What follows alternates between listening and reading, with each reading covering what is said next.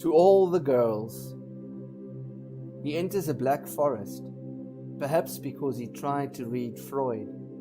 Narrow path, some sort of enchantment. Is he flying or falling? A girl's off-white spring dress crosses the twilight path before him. Pigtails bounce as she bubbles.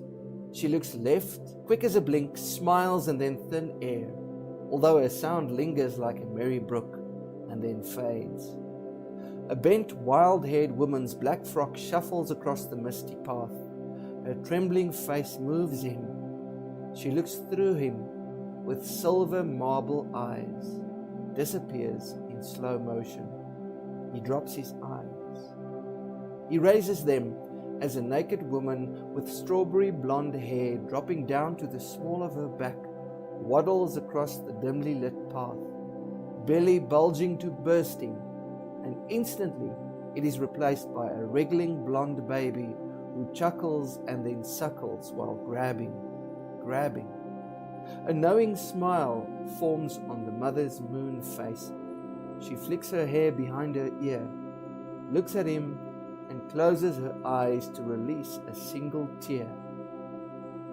One by one, they parade across his path, each engaging this flying, falling man as he drifts forward in a state not unlike REM paralysis.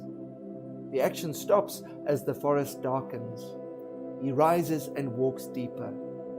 A clearing. What looks like gigantic spotlights from above reveal all the females he saw, and more. Dancing, laughing, easygoing, screaming, struggling, singing, changing, crying, dying. 2 children grow as they dance, bubble and weave through the gathering of women and girls. Lightning guillotines the earth, envelops the group in blinding white, which rolls up into a shiny ball. It hovers at eye level. The forest and everything drop away. The glittering white ball disappears into your left eye. A momentary sparkle as you stand behind the stove, stirring the oatmeal of our lives. So, what's your answer, you ask? Your eyes look tired as you turn a knob down to 1. Sorry, love. What were you saying?